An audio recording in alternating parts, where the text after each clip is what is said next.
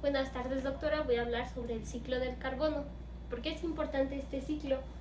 Porque utiliza el metano o el dióxido de carbono para sintetizar la biomasa. Esta es necesaria para reproducirte o para crecer. A su vez, esta se fija mediante el ciclo de Calvin o mediante la acetilcoenzima A. En los dos ejemplos que voy a dar de bacterias solo se va a utilizar la acetilcoenzima A. En este esquema podemos ver cómo el dióxido de carbono se mueve constantemente en la vida libre. Es captado por organismos fotótrofos que utilizan la luz como fuente de energía, ya sea oxigénica o anoxigénica, y expulsan oxígeno como último producto, que es captado por animales. Los animales utilizamos la respiración mediante compuestos orgánicos para liberar al exhalar el dióxido de carbono. La respiración tiene como característica un último aceptor de electrones, que es el oxígeno, y es donde más energía se libera. La siguiente imagen nos va a hablar sobre la fotosíntesis oxigénica. Se da en presencia óxica.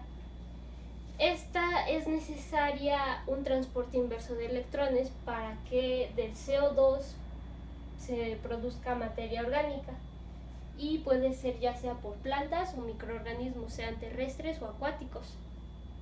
La quimiorganografía nos hace referencia a microorganismos que utilizan compuestos químicos como fuente de energía.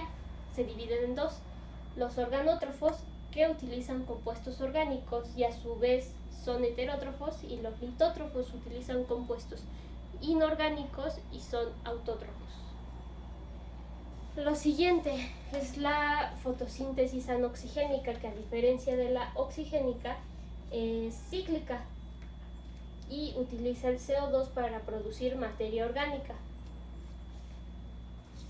Y la respiración anaerobia, que se da de manera anóxica, tiene como último captador de electrones cualquiera que sea diferente del oxígeno. Y en la fermentación, lo que las diferencia de la respiración, de ya sea oxigénica o anoxigénica, es que este no tiene un último captador de electrones. Puede pasar de la glucosa a acetato, y la ATP se sintetiza a nivel sustrato sin que la ATP sintetasa intervenga, a diferencia de la respiración, que la ATP es sintetizada por la ATP sintetasa. Para hablar sobre la cetogénesis y la metanogénesis, tenemos que regresarnos al esquema. El metano es captado, primero es expulsado por animales mediante las flatulencias. Llega a la atmósfera y puede bajar mediante la lluvia ácida, o puede ser aquí captado por metanótrofos en vía óxica, y de manera anóxica se utilizan los metanógenos.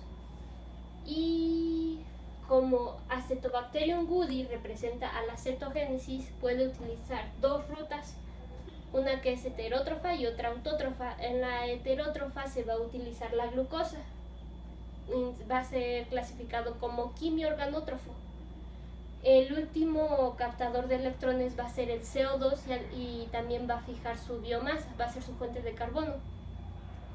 Al reducir este CO2 se va a transformar a acetato, que después se va a ir, el acetato va a ser asimilado, pero el CO2 se va a fijar mediante la acetilcoenzima A. Va a ser de manera anaerobia, igual que la siguiente bacteria, que es la Metanobacterium beijingens, que va a utilizar el hidrógeno como fuente de energía. Va a ser autótrofa, va a utilizar el CO2 como fuente de carbono, y a su vez va a ser su último captador de electrones. Al reducir este último captador de electrones se va a formar el metano. El metano va a ser expulsado fuera de la célula, que a diferencia de se va a quedar el compuesto dentro de la célula, y como ya mencionamos, va a utilizar a su vez la ruta de la acetilcoenzima A y va a ser anaerobio. Y por último, para los organismos que ya fallecieron o que se les dice humus, se utilizan células celulolíticas que expulsan como último producto el CO2 o el metano, que regresan a la atmósfera.